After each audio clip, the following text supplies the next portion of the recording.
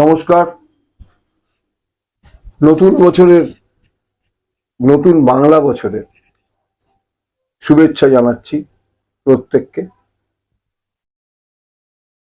আমি যখন এই প্রোগ্রাম করছি চ্যানেল নবরূপের হয়ে, তখন বাংলা নববর্ষ পড়ে গেছে, তারপরে এটা প্রচারিত হবে। সেই জন্য নববর্ষের শুভেচ্ছা জানিয়ে দর্শক বন্ধুদের স্বাগত জানাচ্ছি আমাদের এই চ্যানেলে। আজকে একটি ভিন্ন বিষয়ে কথা বলবো। আপনারা আমাদের অনুষ্ঠানগুলো দেখছেন, ভালো লাগছে আমাদেরও, আমরাও প্রেরণা পাচ্ছি। আপনারা বেশি বেশি করে দেখুন।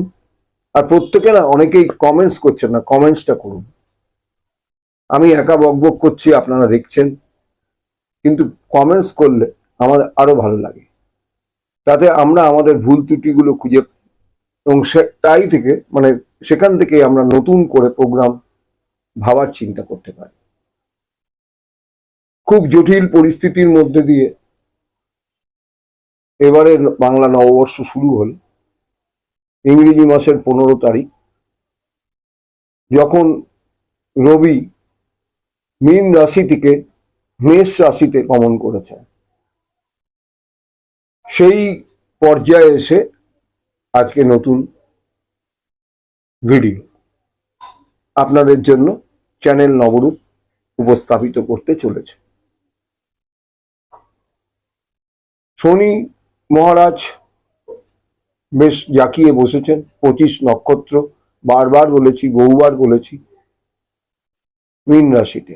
সেখানে রাহু আছেন, রবি শিফট করলো, বুধও শিফট করে যাবে, মানে বুধও মেষ রাশিতে যাবেন, শুক্রও মেষ রাশিতে যাবে। তাহলে পঞ্চগ্রহের যে ব্যাপারটা ছিল, সম্মেলন যেটা মীন রাশিতে হয়েছিল, শনি, রাহু, বুধ, শুক্র, রবি, চন্দ্র নিয়ে ষষ্ঠ গ্রহ হয়েছিল, সেটা মাত্র 2.5 দিনের ব্যাপার। আপনারা সবাই ইতিমধ্যে জেনে গেছে। চন্দ্র শিফট করে চলে গেছে, আমরা পূর্ণিমাও পেয়ে গেছি। তো চন্দ্র খুব দ্রুত ঘোরে, তো সেই জন্য আমরা ওই মীন রাশি থেকে কন্যা রাশিতে এসে চন্দ্র যখন এসছে তখন তো পূর্ণিমা, সেটাও আমরা পেয়ে গেছি। কিন্তু পঞ্চগ্রহ সম্মেলনটা এইবার আস্তে আস্তে ধীরে ধীরে সরে যাচ্ছে। রবি সরলেন এবং বুধ শুক্র খুব সত্বর সরবেন। তাতে কি চেঞ্জ হলো? রবি বৃহস্পতির ঘরে খুব ভালো, কিন্তু মনে রাখবেন সেখানে রবির দুশ্মন, শত্রু রাহু বসেছিল, শনি বসেছিল। সেটা অবশ্য পিতা পুত্র, আমাদের পুরাণ থেকে যা পাই, পিতা পুত্রের সম্পর্ক, কিন্তু সেই সম্পর্কটা কখনো ভালো নয়। তাহলে রবির যে তেজ, রবির যে ব্যাপ্তি, রবির আলোয় সারা জগৎ আলোকিত, সেখান থেকে কিন্তু আমরা একটু হলেও ফল খারাপ পেয়েছি।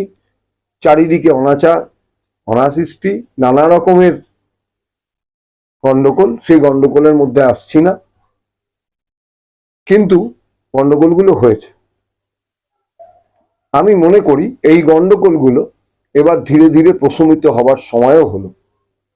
যদিও শনি রাহু মিনে থাকবেন, কিন্তু রবি যে সরে গেলেন তার প্রভাব তো থাকবে মেষ রাশিতে। আপনারা সবাই জানেন যে রবি তুঙ্গ ঘর তার, সেই তুঙ্গ ঘরে তিনি এসে বসেছেন এবং ওটা মঙ্গলের নিজস্ব ঘর।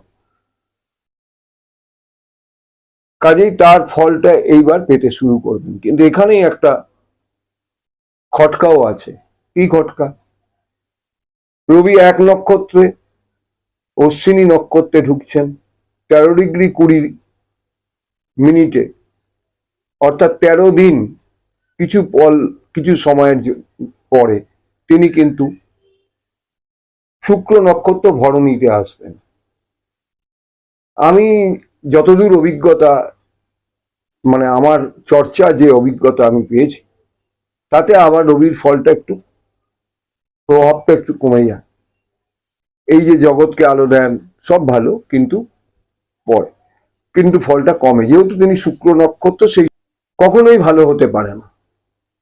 এতদিনকার অভিজ্ঞতায় যা বুঝেছি, সেখানে কিন্তু রবির সঙ্গে শুক্রের সম্পর্ক খুব মধুর তা নয়। একটা কথা মনে রাখবেন, জগৎগুরু রবি, শুক্র কিন্তু দ্বৈত গুরু। তো এই গুরু গুরুর সংঘাত চিরদিনই থাকবেই। অদ্বৈতবাদ, দ্বৈতবাদ, দ্বৈত গুরু মানেটা কি? সেই অদ্বৈত আর দ্বৈত, তো সেই যে সংঘাতটা, সেই সংঘাতটা থাকে। ওটা আবার 13 দিন কিছু সময়ের জন্য, ওই 13°20' যে সময়টা হয়। তারপরে কিন্তু রবি তার নিজের নক্ষত্র 3 নম্বর নক্ষত্র কৃত্তিকায় আসবেন 3°20' জন্য। অর্থাৎ বৈশাখ মাসের শেষ অংশটা আবার রবির কিছুটা প্রভাব, যেহেতু তার স্বনক্ষত্রে তিনি চলে যাবেন। কিন্তু এটাও মনে রাখবেন যে রাহু অ্যান্টি ক্লকওয়াইজ যেহেতু দৃষ্টি দেয়, রাহুর দৃষ্টি কিন্তু রবির উপর থাকছেই। আপনারা বলতে পারেন রবি এখানে তার নিজের মানে তুঙ্গ ঘর, মঙ্গলের ঘর, সেখানে কি রাহু প্রভাব পড়বেই? হ্যাঁ, পড়তেই পারে। রাহু রবির রিলেশনটা কখনোই ভালো হতে পারে না। ফলে একটা ছায়া আর একটা আলো, এই আলো আধারই বলি। রবি চূড়ান্ত আলো নিয়ে জগৎকে আলো দিচ্ছেন, সারা পৃথিবীকে আলো দিচ্ছেন, সমস্ত গ্রহকে আলো দিচ্ছেন।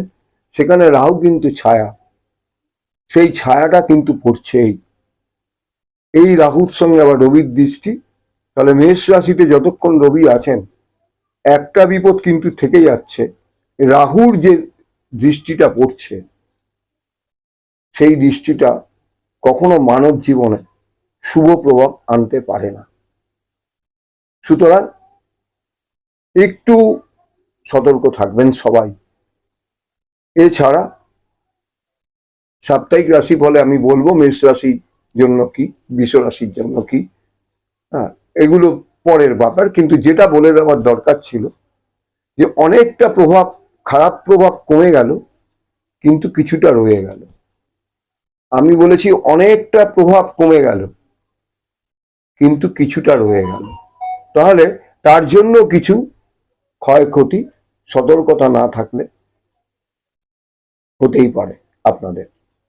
এই ব্যাপারটা দেখবেন। এবার আরো একটি ব্যাপার লক্ষণীয় দেখার আছে। শনির তৃতীয় দৃষ্টি, এখন শনি মিনে আছেন, তিনি তৃতীয় দৃষ্টি দিচ্ছেন কোথায় হিসেব করে দেখে নিন। তার তৃতীয় দৃষ্টি পড়ছে বৃষ রাশিতে, সেটা শুক্রের ঘর, বন্ধু ঘর। তাহলে বৃষ রাশির জন্য কিন্তু খুব ভালো। আপনারা বৃষ রাশি, বৃষ লগ্নের জাতক জাতিকারা আপনারা ভাবতেই পারেন। এবং সপ্তম দৃষ্টি কোথায় দিচ্ছেন? কন্যা, তার মিত্র ঘর, বুধের ঘর, শনির মিত্র ঘর বুধ। তাহলে কন্যা রাশিদের জন্য কিন্তু, কন্যা রাশির বা কন্যা লগ্নের জাতক জাতিকাদের জন্য কিছু ভালো ফল আপনারা পেতেই পারেন। আর শনি দশম দৃষ্টি দিচ্ছেন কোথায়? ধনু রাশি। ধনু রাশিতে তার দশম দৃষ্টি পড়ছে। ধনু রাশির ঘর বৃহস্পতির ঘর, এমনি তিনি বৃহস্পতি নক্ষত্রে আছেন, বৃহস্পতির ঘরে দশম দৃষ্টি পড়ছে। যাদের ধনু লগ্ন, ধনু রাশি, তাদের জন্য কিন্তু কিছু শুভ ফল আপনারা আশা করতেই পারেন। যদিও সব গ্রহেরই বলবত্তার দরকার হয়, কিন্তু কিছু শুভ ফল আপনারা আশা করতে পারেন। এই দৃষ্টিগুলো যদি ঠিক রাখতে পারেন, দৃষ্টির যদি বিচার ঠিক করতে পারেন, তাহলে কিন্তু দেখবেন জীবনের প্রতিটি পল, প্রতিটি বিপল, প্রতিটি ক্ষণ, প্রতিটি অনুক্ষণ আপনারা কিন্তু হিসেবটা মিলিয়ে দিতে পারবেন। আজ বন্ধুরা এখানেই শেষ করছি। আবার ফিরে আসবে এরকম কোনো ভিডিও নিয়ে। যাওয়ার আগে শুধু একটাই কথা বলে যাই, আমাদের চ্যানেলটা বেল বটনটা প্রেস করবেন। ওখানে প্রেস করলেই দেখবেন একটা নোটিফিকেশন আসে, অল। অল যদি ভিডিও টিক করে, তাহলে কি হয়, আমাদের সমস্ত ভিডিওর নোটিফিকেশন কিন্তু ইউটিউব আপনাদের কাছে পৌঁছে দেবে। এই সিস্টেমটা করতে কোনো খরচা লাগে না। শুধু অনুরোধ, সাবস্ক্রাইব করুন, লাইক কমেন্ট শেয়ার করে দ্রুত মানুষের মধ্যে ছড়িয়ে দিন। আজ আসি বন্ধুরা, ফিরে আসবো নতুন কোনো ভিডিও নিয়ে।